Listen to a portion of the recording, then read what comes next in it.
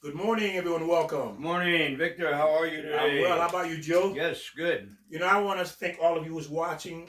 Gene, Ah, hello. yes. Thank you. Mike, Reno, Stan, all these other people. Scott, Scott, who else? Baseman Scott. Yeah, well, everybody. Yeah, a lot of people. Yeah, we have quite a bit of people that we keep in contact with that's giving us feedback on the videos. And hopefully, again, you're enjoying it and you're learning. As we mentioned, that the Torah is endless. It's endless. And this is information that you need to have. And of course, I thank God giving us or allowing us to have the merits to learn so we can share this vital information with you. Because why? It's about how to live a peaceful, loving, a life here you can be proud of.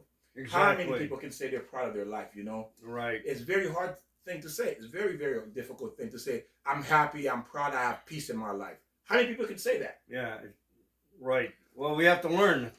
We have to go to the Bible. We have to go to God and, follow his playbook, like you always say. There you go. Very good, Yeah, yes. his playbook. And and that's the thing. If you don't know the playbook of let's say the general, okay, you at the war. If he doesn't tell you what the plan is, you can't win this war. Right. The general has a plan how to win the war. And the plan to win the war of life here is called the Torah, the Old Testament. Without that, you're going to struggle. There are exceptions to the rules, but again, when a storm comes, you're not going to know how to handle that. Right. That, you talk about war, but it could be anything. I mean, it could be your job. It could be playing football, basketball. We have to know the rules. What is the life of rules?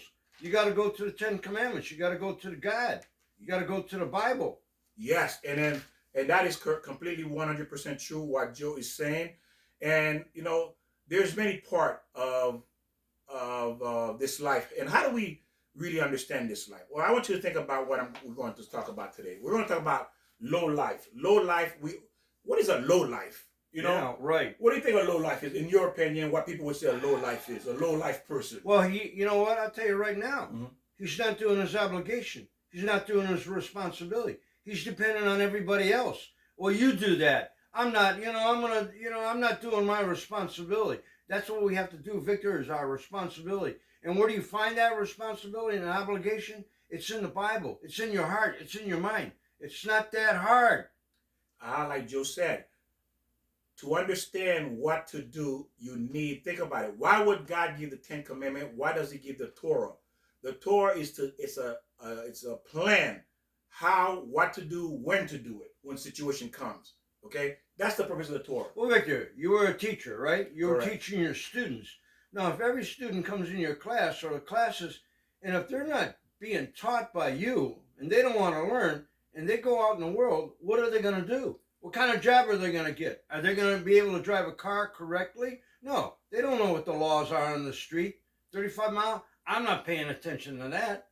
And what happens is, you start to fail at everything, and once you start to fail at everything, you're being defeated. And there's only one direction you can go, which is in the wrong way. Yeah, and then what happens? Who do you blame? You don't blame yourself. Oh, you know what? I'm blaming this guy, that guy. I can't get a job because they're not hiring me. You blame everybody else. You blame your parents. You blame everybody. What about you? Blame yourself. Oh, you're saying what Adam did. Ah. Is that what you're saying, what Adam did? What did Adam do? Yeah, blaming Eve. And what did Eve do? Right. Blame the snake. Ah. You see the pattern? Adam blamed the woman, and the woman blamed the snake. So what does that mean? You got to take responsibility for yourself. You get married. You get married to the wrong people because you're always considering yourself.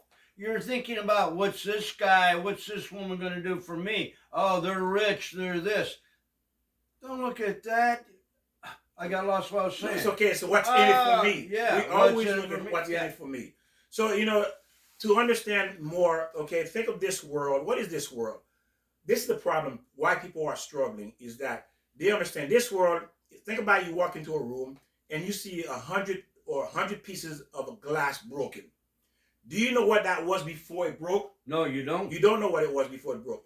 Boy, I like that analogy, yes. And what the Torah does, the Torah reconstruct that glass, put it back together again for you to know what it was. So we have to do that with our life. There you go. So as you learn Torah, you're putting that pieces of glass back together little by little, And eventually you say, wow, this was a vase. And you can't do it in a day. It takes time. You got to be patient. Yes. And ask God for help and look for help with your own human man. Yes. Human beings. Human beings. Because again, we're limited. So what the Torah does, it reconstruct that object that broke into 100 pieces because you don't know what it was before. You don't. And this is what happened. You're going through life looking at all these pieces of glass on the floor. You have no idea what it is. So that means you have no idea why you're here. All you're looking at is a bunch of broken glasses. But when you learn Torah, it puts it back together. Say, oh, that was a vase. That was a plate. That was a cup. Same thing like a puzzle. Well, usually you see the picture on the cover of the puzzle. But if you don't know and you see all these pieces, that's what your life is. We want to put it together, and it takes time to put it together. Oh, beautiful. You got to go through the process of learning, and then you can put it together, and you go, oh, this is how my life should be. I shouldn't have been with that raggedy bum guy who didn't. All you want to do is shoot up. But that is true. What Joe says, perfect analogy. This is what it is. Our life is a bunch of pieces, and we don't know what to do with it. But the Torah help you put it together to see what the picture looks like. And because we're not taught this, and then we're going through life trying to figure out this piece, that piece, but most people get stuck on the first two pieces, or they saw the first two pieces. Well, there's 1,000 pieces. What about the other pieces? You have to put together to get an entire picture of what this life is about. That's why the Torah is vast, it's endless, because there's so many pieces in a human being life they need to know in order to live the life they need to live here. And this is what we're doing. If you notice, if you've been following, you see there's a lot of information to consume. But again, if you've been following, you've been saying, wow, I did not know this, I did not know this, I did not know this. Well, because you did not know this is why you were in the situation you in. There's a saying, it's called Rome wasn't built in a day. What does that mean? Did you ever hear that? Yes. You know, I mean, because it takes time to build that greatness in you, greatness in your marriage, greatness in your job, whatever. It takes time to learn those steps. That is and it true. can be done. And God says, and that is true, God says he wants you to know, not believe, why he gave us the Torah to learn so we know. And why it says that there's so much information about the Torah. If you were to take all the water, all the ocean, the lake, the pond, the well water, you take all that water, put into a pen, and you're writing, never repeating a word or repeating anything, that's how wide. Again, that's a small 0.001% of information about the Torah, about God. Remember, God means he's infinite. There's no end to him. So that means who he is, you will never ever know who God is, because you will learn about God for eternity. So the ink will never run out if you put all that water in there. It'll never run out when you're writing about who God is. Trying to write who God is, not repeating another word. Again, that's how wide the God we are serving, because even the angels doesn't know God completely. They'll never know God completely. Why? Because God is infinite. Okay? So and that's why, let me interrupt here, and that's why sometimes when we read the Torah or the Bible, it's so confusing.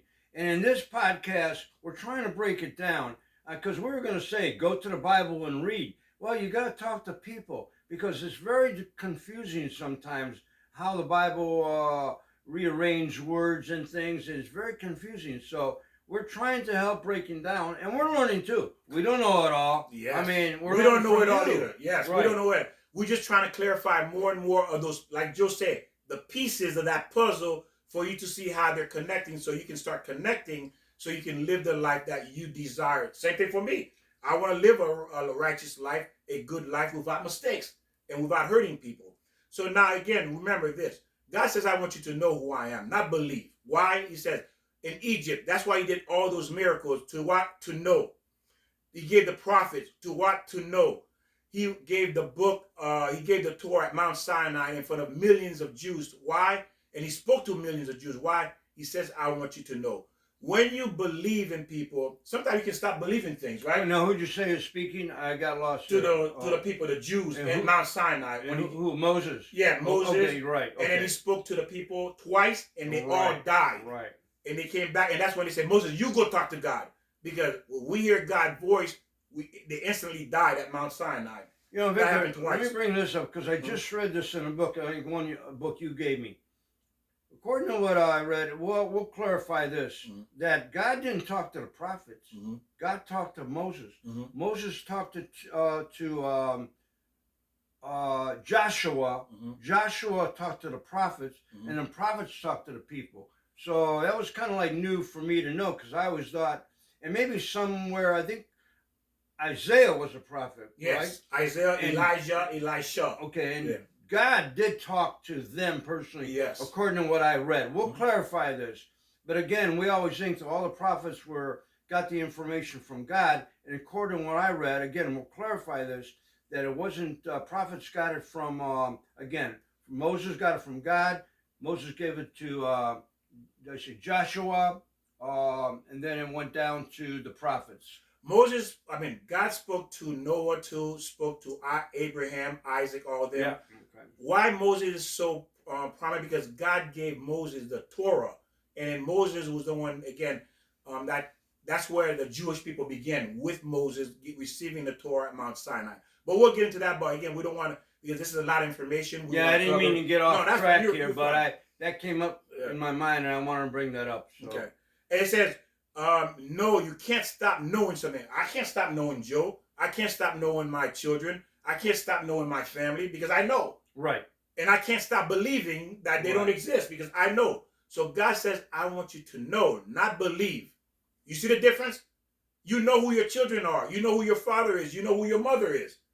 This is how God wants. That's why he did all those miracles. He spoke to the Jews, because he says, I want you to know. Okay, so most people never read the entire Bible. Most people never read the entire Bible. And even if they did read it, they probably misinterpreted. They don't really know what they were reading either. So that's why so much confusion. Yes. You're right. It's so confusing, and then everybody has kind of like different Bibles, and then it's even more confusing. Yes. And then there's something I just want to clarify before we jump into the subject of low life, is that God says, believe. When Moses was writing, God says, let us create man. And then Moses said, well, what people think there's more than one God. God said, let them believe what they want to believe. What God is saying there, he's not telling you to believe what you want to believe.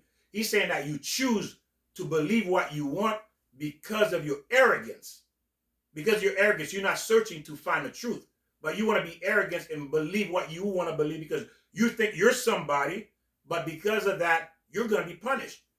But again, it's still your choice. Remember, you have choice to believe. So God says to know me, to study the Torah so you know, and also there's a reward and punishment that you need to understand. Those are the three foundations that you need to understand. But don't forget now, about punishment, don't forget, we just clarified that the Bible is so confusing. So if so confusing, we have to make our own assumptions sometimes. Beautiful, Joe. Beautiful. And there where it gets debatable, and so we get lost, so we get confused. And then when you're talking about low life, we have to clarify what that means. It has nothing to do with money, or does it? No, it has to do with your soul inside, your spirit, and how you treat other people. You're a low life if your character, who you are. There you go. Yes, yeah. Very your good. Your character, who you are, what you do, how you carry yourself. So we're going to get into that. It said people identified low life to somebody doing something to them, like cutting them off in traffic, taking their parking space, taking their promotion, stealing their money, lying, cheating. Right, that's a low cursing, life. Yeah. Right. So, cursing. So we look at that. That's the low life. The low life. It said your perspective is not only low life. You can be a low life yourself and not know it. So that means the person who's making the observation of the other person say, well, this person is a low life. Well, you may be a low life too. You don't even know you're a low life. No, right. Well, how do I know I'm a low life? Well, do you steal time on the job? Yeah. That's a low life, right? That's a low life. So I'm talking about somebody else, but hey, I go to work. I say, hey, Joe, punch me in. But you're not here, Victor. No, punch me in. I'm coming in. Well, guess what? That's a low life because why? You're stealing. You see? And a lot of people don't think of that as stealing. They think it's actually literally taking something out of somebody's wallet or whatever. Stealing can be many things. Yeah, beautiful. Coming in late on your job and punching in on the other time that you should be here, or taking a pencil. There's a lot of ways of stealing. Stealing somebody's vigor, or stealing somebody's attention. I mean, their mind, making right? Them believe you're gonna follow through with something. Also, stealing goes beyond on the job. For example, you're being paid to do X, Y, and Z, and you on your phone. You're talking to your friend, and you're not doing. That's stealing. Right. You see, if you're not doing the job you're supposed to be doing, that's stealing. Now, of course, if you finish the job completely, you've done your task, what you're being paid for, and you have nothing else to do, that's fine because you did your job. And we mentioned this about finders, keepers. Usually, we grew up with that. Finders, keepers, losers, weepers. We mentioned this many times. But a lot of people, just because they find something, they think that's theirs. It's not. If you don't try to find the owner, I mean, if you lost your wallet, somebody picked it up, well, too bad you lost it. You go, no, that's mine. So well, you got it. And what category? Would that be a low life? Oh, yeah. Oh, that's a low life. Sure it is. Oh, yeah. You got to find out when you find something, find out who the owner is. Sometimes you can't. Well, then maybe it's okay to keep it, but you should be able to find the owner. And we don't want to be a low life ourselves or be among people who are low life, because we understand the people you're around does influence you, will influence you, whether you believe it or not. It always does. One of the way to not become a low life is to identify it and to recognize it in the people you are around. So again, you have to know what a low life is for you not, because again, we can easily slip and become a low life ourselves and not even realize. Well, let me ask you this. Yesterday we were talking to some people and I kind of like embarrassed this woman and insulted her. So in a way, I'm a low life there because I wasn't shown respect. We have to realize that. Another word, if you don't have respect for your own self and for your other human people, the people out there, then you're a low life if you don't have respect. Yes. A lot of people like to judge other people and thinking they're better than other people. And a lot of people like to give themselves more credit than they deserve. Thinking, hey, I'm all, well, you're not all that. Most likely, you're not all that. The only people that can really say that, and they won't say it either, is these people who's been studying for 40, 60 years, non-stop, to change their character, to refine their character. Imagine you spending 80, 60, 80 years to refine your character, and these people won't even say that. They won't even put themselves that high. They won't. And like Moses, God picked Moses, and Moses still believed that that's why God is the most humble man ever lived, because even though God says you one of the greatest, Moses did not perceive himself as that. You see? He was very humble. Yeah. Very humble. Well, now what about if you cut somebody off deliberately on a freeway or give somebody the finger? Ooh. What is that a low life? If you're dating someone like that, they do that. They're yelling and cursing. A low life. You with a low life, and you're probably a low life yourself. If you stay with them, then you're a low life. Oh, say it again, Joe. Say it again. Stay with them, you're a low life. Because that means you agree with them. Yeah, give them the finger. Go ahead, cut that guy out. What are you talking about? Low life. I was with a friend of mine. We were coming home from work, and I let this guy out because he was leaving a. And my buddy's saying to me, "Don't let him out. Don't let, cut in front of him. Don't let." I go, "Why should I do that? I mean, suppose you were that guy. You'd be yelling, 'Let me out! Let me out!' You know." So I mean, low life mentality. That's low life. I hope you're starting to see what a low life is. Yeah, he was a low life. There you go. The average person can be it or associate with a low life, not realizing it, and can affect you. The people you hang out with will affect you if they are low life, because why? You become like them. Eventually, you will adapt to a low life mindset and become like them. These people cannot be used in the Jewish world, in the Jewish court. They will not allow them to testify low life. Low life does not have a place, because why? There's no credibility with these people. They're considered low life, you see? So, for example, in a courtroom, would you want someone to testify who you know that's a criminal? Would you believe them? Well, you probably not. Exactly. No. It doesn't matter. You put him on the stand. Say, this guy's a liar. He's a thief. He's this and this and this. Who would believe it? Well, I had a friend of mine, actually, another friend of mine. He got himself in trouble, and he was in jail. And actually, his lawyer called me and said, "Hey, your buddy's in jail. He's going to court. Will you testify?" And I go, "Well, I got to tell the truth. I can't lie in court because of my buddy. You got to tell the truth. Now, if I lied, That's low life. There you go. Exactly. You're low life. You become a low life. A liar is a low life. Victor, you're my buddy, but if you get in trouble and you did something wrong, I can't stand up for you. And I agree with you. I don't want you to stand up. There I you agree. go. Why? Right. If I agree to Joe, if I call Joe, say, Joe, lie for me, guess what? I don't care about Joe. Right. No, I don't care about him. Why? Because I'm deliberately asking Joe to sin, to demoralize himself, to ruin his reputation on my behalf. How can I consider myself a friend? How can I consider myself a friend to ask him to do right, that? Right. I'm not a friend. No, right. I was never a friend. A real friend said, Joe, you know what? I deserve it.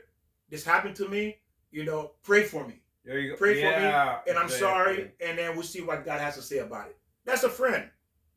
That's a friend. A friend would never ask another friend to break the law, to compromise themselves because they did wrong, and you want me to be conspiracy to your crime. That's what you're doing. You're dragging the other person into your mess. And now, that's a low life. That's a low life. No, you're right. You're right. Now, how to be saved from, again, just something to keep in mind, if you are a low life and you're starting to change, you start to understand how to move away from it and then have, kingdom of heaven for you, is how to save yourself from the days or the end days when the world will end.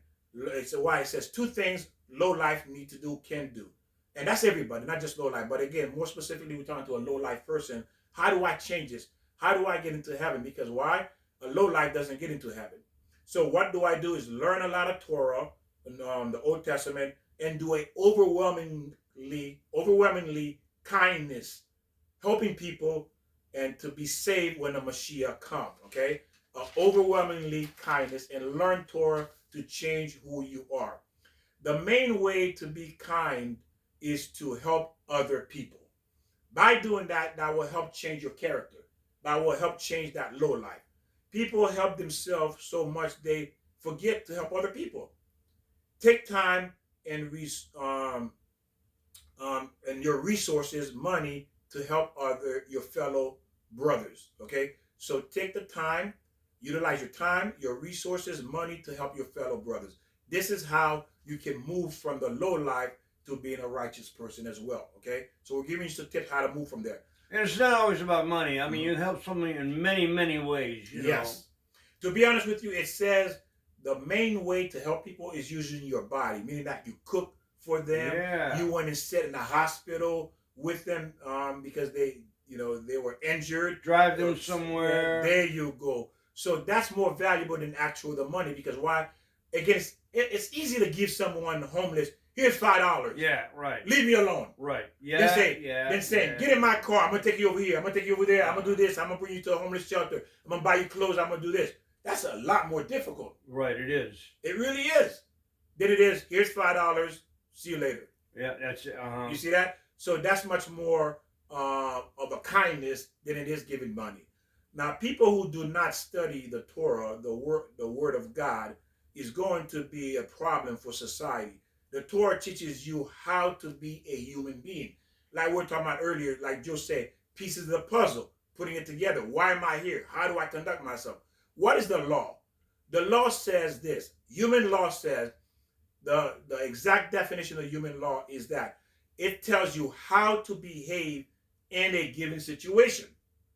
Well, that's what the Torah is telling you, how to behave in a given situation, just like the law. They're the same. They're telling you how to behave. There's a situation. This is how you need to act. And for newcomers, when Victor mentioned the word Torah, that's just another name for the Old Testament. Yes. Not just a Jewish name for the Old Testament. It's Testament. Get involved with the Old Testament. You may look like a human being, but you may not act like a human being. Maybe the image of a good person, you may have the image of a good person in reality, but he doesn't know when to apply the law of God, the rules of God, and which is called character development. It develops your character, because most people don't have good characters. We do meet good people. When we're out and about, we do meet people who have a good heart, who wants to do the right thing. But the problem is, a lot of time, what looks right is wrong, and what is wrong is right. Mm-hmm, we can't really tell.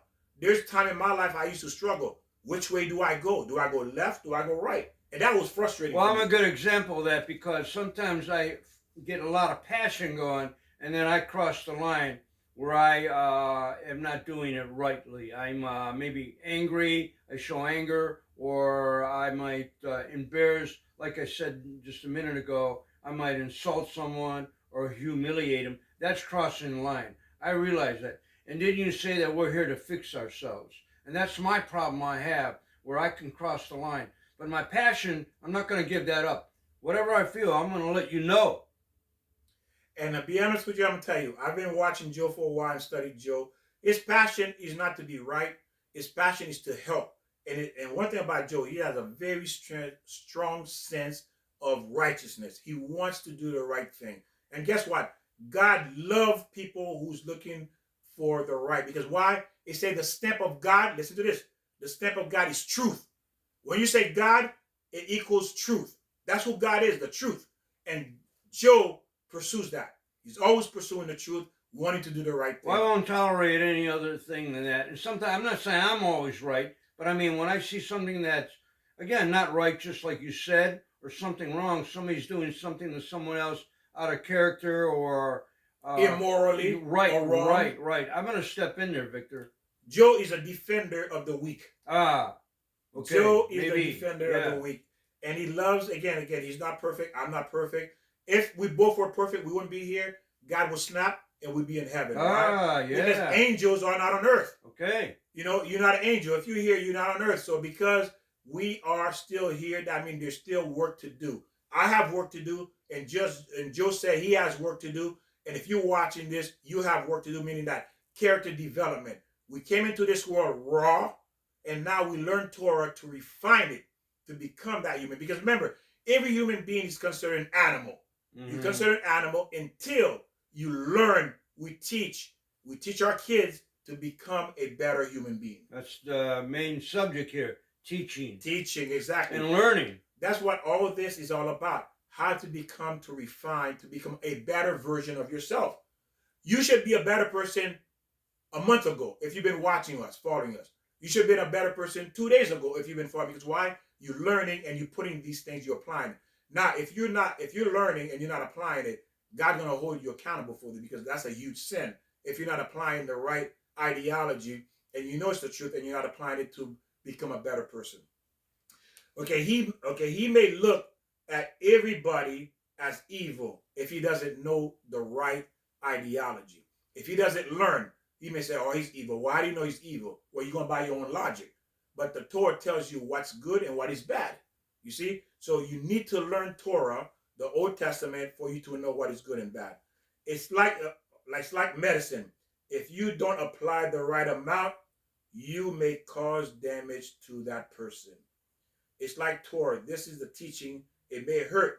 You may hurt someone, because if you're teaching someone the wrong information, or, because a lot of parents, they either don't teach or they don't know, or they may teach you the wrong things. Right. You see? And what happens? When you teach the wrong information, that person is going to use that information, and guess what? They end up getting hurt. And they get hurt because you're giving them wrong information. You see? So we only talk about what we know. And if you notice, if you've been following, I don't give my logic. I don't give my opinion. I only tell you what the Torah says.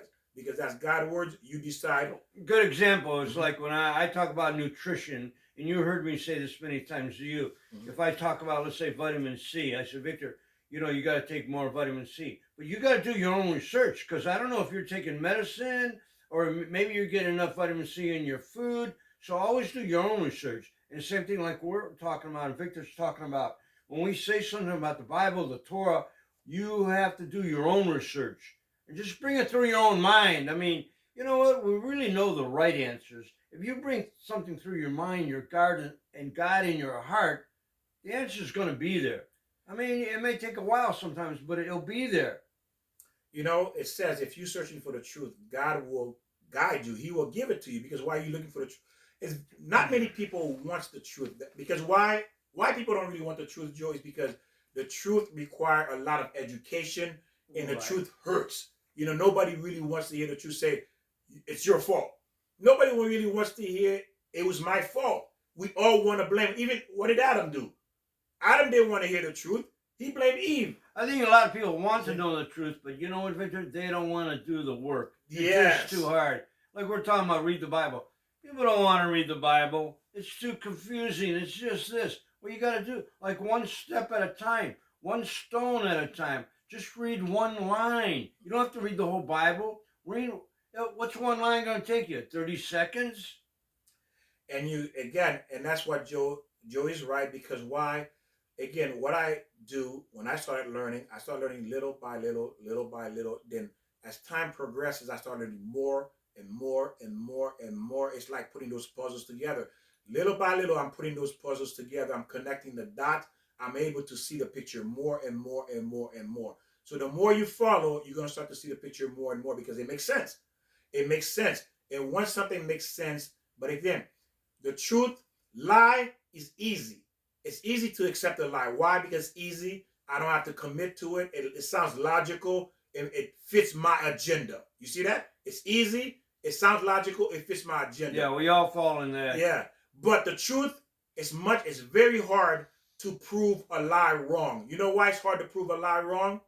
The reason it's hard to prove a lie false is because it requires education. It requires you to learn. The knowledge, you right, need knowledge behind that. There you go. You need knowledge to recognize what they're telling you is wrong. That's why it's hard to prove a lie, because you require knowledge. That's why a doctor goes to school for 12 years.